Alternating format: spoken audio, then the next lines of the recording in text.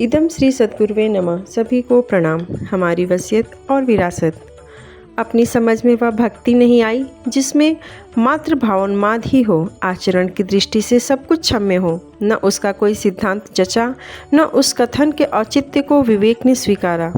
अतएव जब जब भक्ति उमगती रही, ऋषियों का मार्ग ही अनुकरण के योग्य जचा और जो हाथ समय में था उसे पूरी तरह ऋषि परंपरा में खपा देने का प्रयत्न चलता रहा।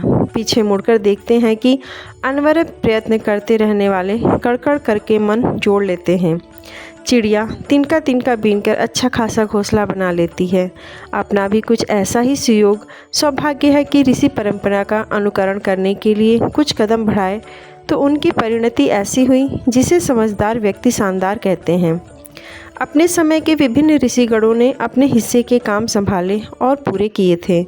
उन दिनों ऐसी परिस्थितियां, अवसर और इतना अवकाश भी था कि समय की आवश्यकता के अनुरूप अपने अपने कार्यों को वे धैर्यपूर्वक संचित समय में संपन्न करते रह सके। पर अब तो आपातकाल है। इन दिनों अनेक काम एक ही समय में द्रुत गति से निपटाने हैं।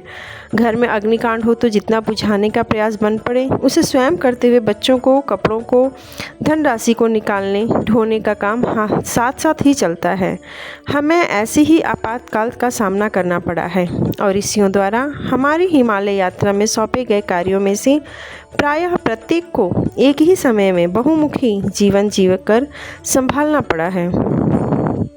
इसके लिए प्रेरणा, दिशा और सहायता हमारे समर्थ मार्गदर्शक की मिली है और शरीर में से जो कुछ भी हम कर सकते थे उसे पूरी तत्परता और तन्मयता के साथ संपन्न किया है।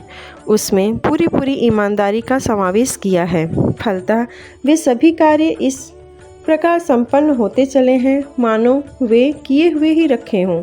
कृष्ण का रथ चलाना और अर्जुन का गांडी उठाना पुराना इतिहास होते हुए भी हमें अपने संदर्भ में चरितार्थ होते हुए दिखता रहा है। लेखक युग ऋषि पंडित श्री राम शर्मा आचार्य।